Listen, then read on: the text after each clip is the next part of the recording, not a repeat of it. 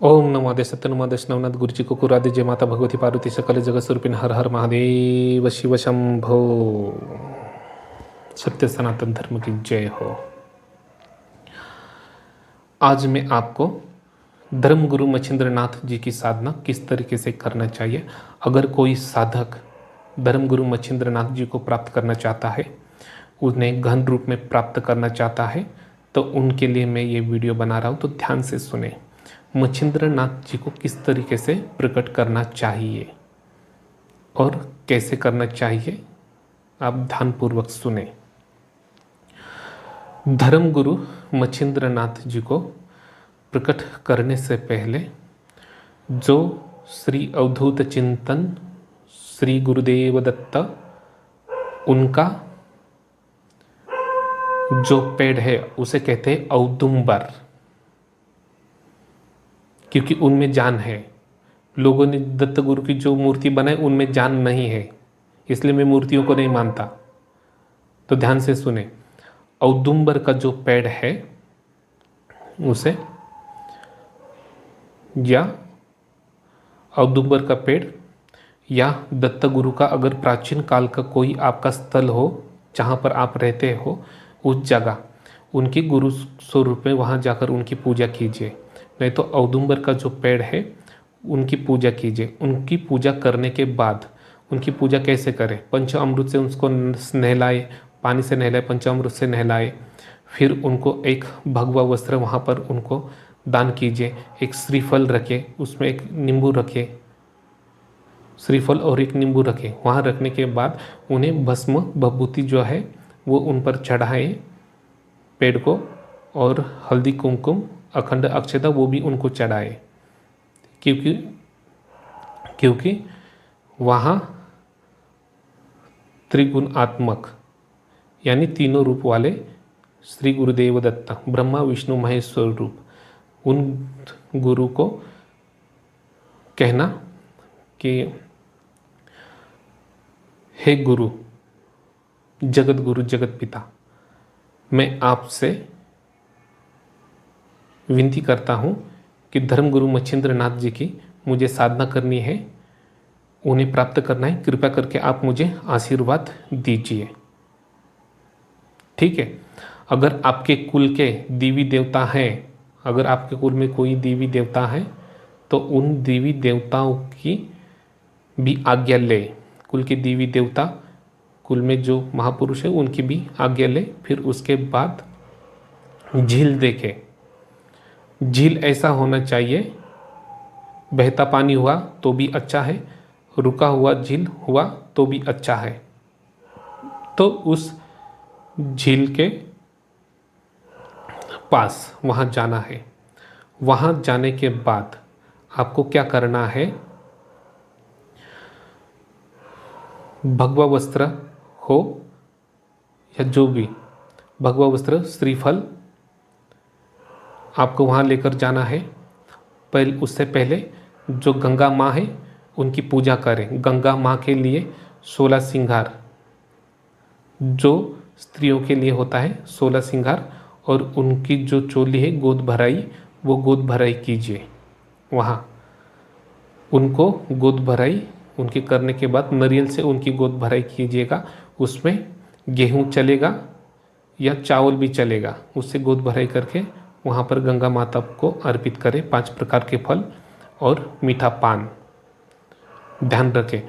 और उसमें आपको क्या करना है, 7 प्रकार के आपको जो पान होते हैं, अभी नागवेली के जो पान होते हैं, अभी आपके वहाँ क्या कहते हो हमें पता नहीं, पर हमारे यहाँ पे पान कहते हैं उसको, नागवेली का भी पान कहते हैं। अगर नागवेली का पान आपको समझ में आ गया तो अच्छी बात है। तो उस पर आपको क्या करना है, हल्दी कुमकुम अक्षदा और कपूर, भीमसेन कपूर, उसको 7 जोत वहाँ पर जलाना है। 7 पानों के ऊपर हल्दी कुमकुम अक्षदा रखें, उसके ऊपर जोत जलाएं और पानी पे अर्पित कीजिए।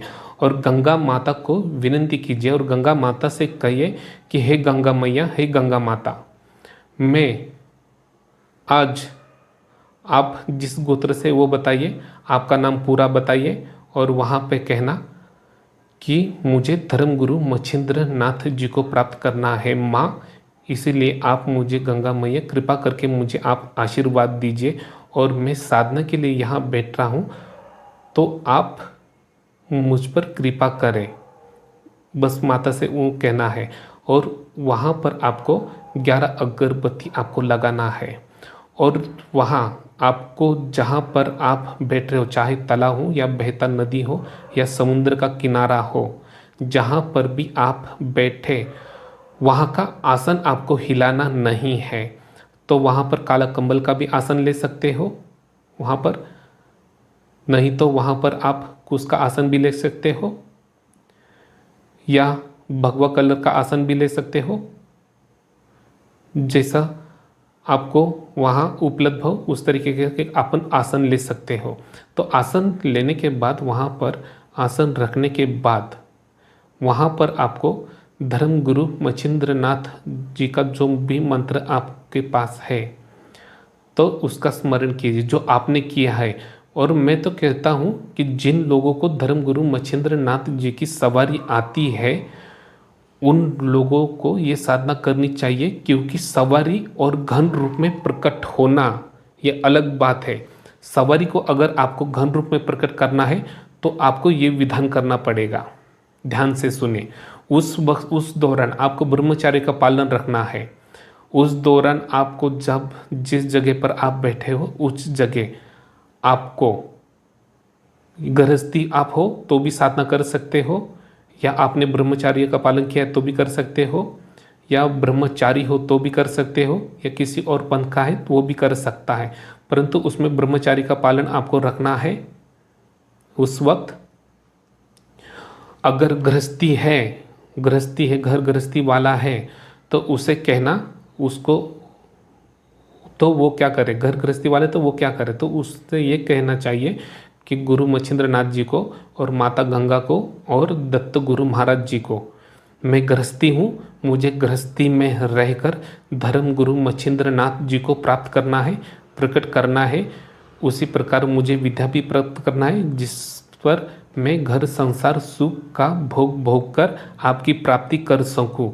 तो वो संकल्प आपको तीनों जगह बोलना है, जहाँ आप दत्त गुरु की पूजा करें वहाँ, और एक गंगा माता को जहाँ पूजा करें वहाँ संकल्प करें कि गृहस्थी में रहकर मैं करना चाहता हूँ साधना, वो करें। फिर उसके बाद आप मच्छिंद्र नाथ जी को कहें कि मुझे आपका वो स्वरूप चाहिए कि जो घर गृहस्थी में रहकर मुझे आपकी प्राप्ति हो, वही रूप चाहिए, तब फिर कोई प्रॉब्लम नहीं आएगी। बात सुनिए, ठीक है। फिर उस तरीके से आप घर गृहस्थी में जो है वो भी साधना कर सकता है, पर साधना के दौरान झूठ नहीं बोलना है, झूठ नहीं बोलना है, किसी की निंदा नहीं करनी, निंदनीय बात नहीं करनी है। और उस वक्त जो आप जप करते हो वही आपको करना है। अगर आपको मच्छिंद्र नाथ जी का मंत्र चाहिए तो आपको सामने आना पड़ेगा मेरे, तो आपका कर्मफल, तपफल या पुण्यफल देखने के बाद आपको मंत्र विधान हो या गुरु दीक्षा विधान हो, आपकी पात्रता देखने के बाद आपको दान में दिया जाएगा। मंत्र देने का आपको कोई चार्जेस नहीं होगा, ध्यान रखें। और बात कहता हूँ कि उस वक्त आपको क्या करना है और क्या करना चाहिए।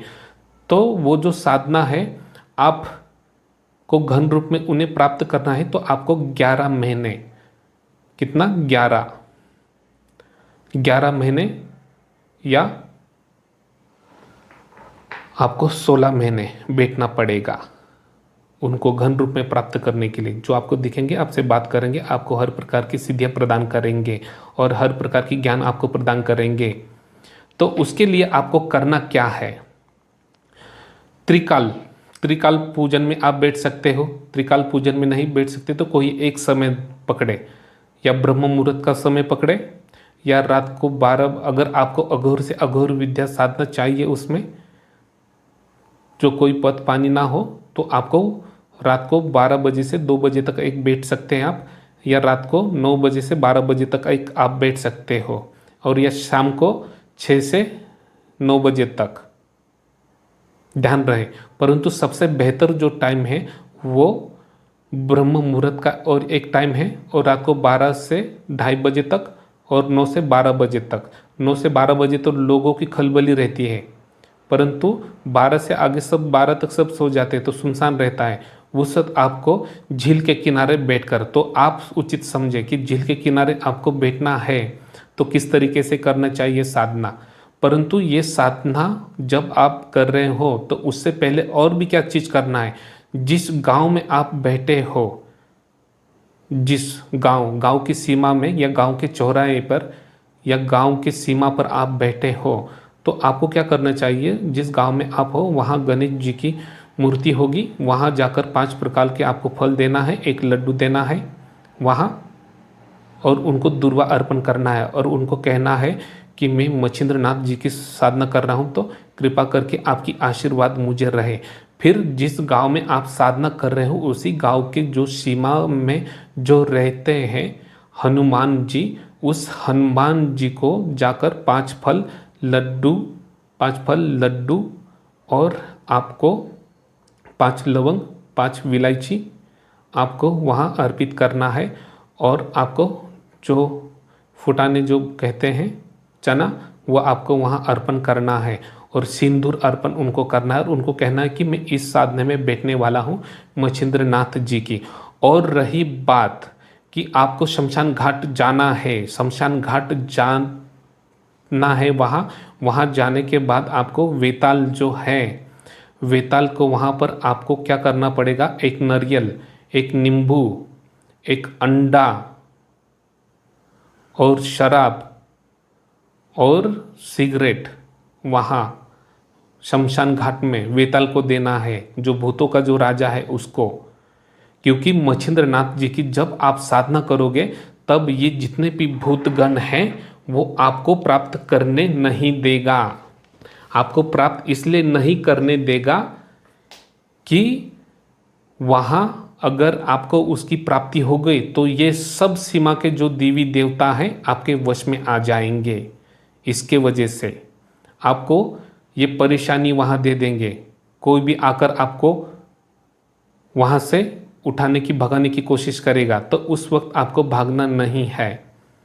और ये जो साधना है, धैर्य, अगर आप में धैर्य हो, आपको मृत्यु का भय ना हो तभी करें, ध्यान रहे, ठीक है। तब फिर वहाँ वेताल को देने के बाद जो गांव की सीमा की जो देवी है माता, सीमा में गांव की जो सीमा है उसकी रखवाली करने वाली जो माता होती है उस माता को अर्पित करे। कोई कोई उसे भूमाता भी कहते हैं, कोई कोई उसे वन देवी भी कहते हैं, कोई कोई सीमा की देवी भी कहते हैं। तो उनको भी 5 फल, एक नारियल और जो रहता है 16 श्रृंगार उन्हें अर्पित करे और मीठा पान उन्हें अर्पित करे और उनसे कहे कि हे चौराहे की माता, सीमा की माता, मैं मच्छिंद्र नाथ जी की साधना कर रहा हूँ, इसीलिए आपकी कृपा मुझ पर बनी रहे और मेरे साधना सफल हो जाए। इस प्रकार से आपको हाथ जोड़कर विनती करनी है। और जहाँ पे हनुमान जी वहाँ पर 5 अगरबत्ती लगाना है, बाकी सब जगह 3-3 अगरबत्ती आपको लगाना है।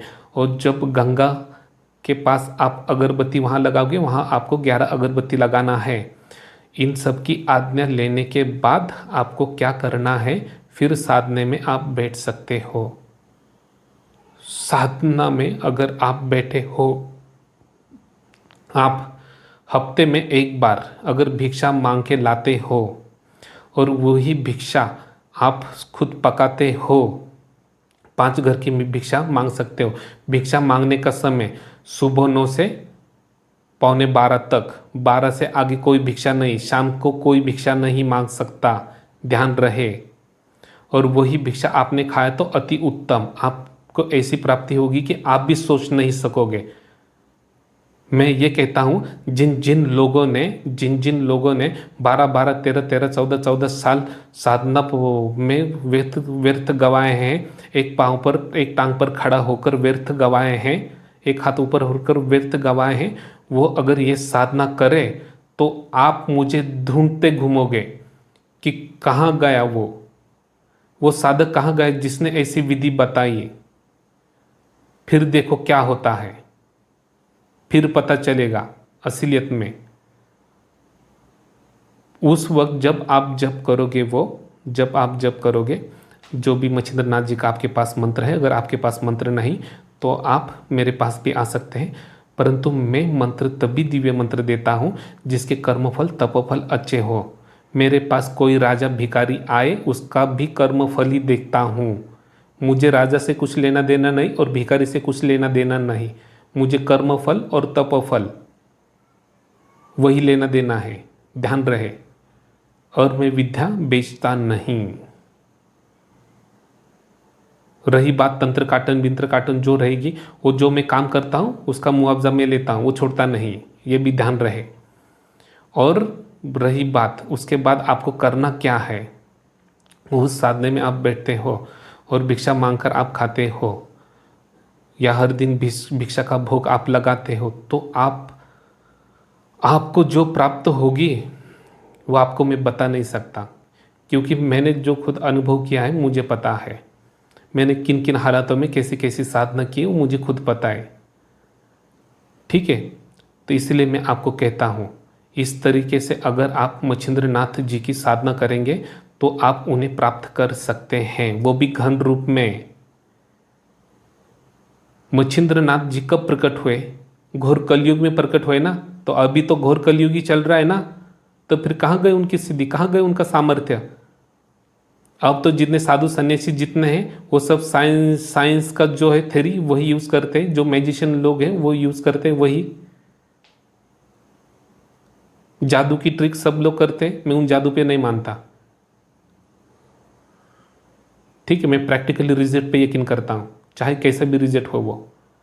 इसलिए मैं आपको कहता हूँ कि उनकी साधना जब आप करें उस वक्त सावधानी ये बरते कि आप झूठ ना बोले। ज़्यादातर ज़्यादा आप मोहन कम बात करेंगे वही आपके लिए उचित होगा। और साधना में बैठें, ब्रह्म मुहूर्त पर अगर बैठते हो आप तो आराम का आपका वक्त खत्म होने के बाद आपको बस ध्यान करना है, और जो भी आप नाम स्मरण करें वो अपनी विचारधारा में मन के अंदर करना है, मन की क्रिया से, जिससे आपको मनोजोग की प्राप्ति होगी, मतलब मन चाहे इच्छा शक्ति की प्राप्ति होगी। इसलिए जो सोचते हो उसी सोच में आपको उनका नामस्मरण करना है।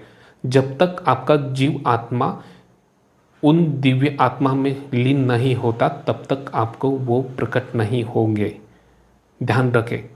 और ये साधना करना है तो अपनी जान खुद हथेली पर लेकर आपको बैठना है। अगर इसमें आपकी मृत्यु होती है तो मैं और मेरा चैनल इसमें जवाबदार नहीं रहेगा। आप आपके खुद के सूझबूझ और अच्छे सुझाव और समझदारी से ये साधना करें। मैं साधक हूँ तो मैं हठ योग की तरह ही बात करूँगा, बात सुनिए। और ये साधना 100 नहीं करोड़% सत्य बता रहा हूँ। आप बैठिए तो सही, मैंने आपको 11 महीना कहा है, 3.25 महीने बैठ के देखिए तो फिर पता चलेगा क्या होता है और क्या आता है और क्या करती है गंगा माता। तो उस वक्त जब आप बैठोगे गंगा किनारे, जब बैठोगे तो मच्छिंद्र नाथ जी का स्मरण करना वहाँ पर और नाम स्मरण करते रहना। ध्यान धारणा भी आप एकांत में करें। बात सुनिए, ठीक है। अगर आप उस वक्त उस साधना में नहाने के लिए आपको गंगा के अंदर उतरना नहीं है, गंगा से पानी लेना है और बाहर स्नान करना है। अगर आप गंगा किनारे हो तो ठीक है, गंगा के अंदर आपको डुबकी नहीं लगाना। क्यों नहीं लगाना चाहिए ये बताता हूं। क्योंकि जब डुबकी लगाओगे जो आपके शरीर के अंदर ऊर्जा जितने भी प्रकट हुए हैं वो सब गंगा में चली जाएगी। इसीलिए आपको क्या करना है, गंगा से पानी लेना है और बाहर स्नान करोगे तो गंगा माता आपको विद्या प्रदान ही करते रहेगी और शक्तियां प्रदान करते रहेगी, दिव्य ऊर्जा प्रदान करते रहेगी। ठीक है, इसीलिए अच्छे सूझ बुझाओ, मतलब ध्यान रखकर समझकर ये साधना करें। बस इतना ही कहकर मैं आदेश लेना चाहूँगा। ओम नमो आदेश, सत्य नमो आदेश, नवनाथ गुरु जी करो आदेश, अलग पुरुष निरंजन करो आदेश।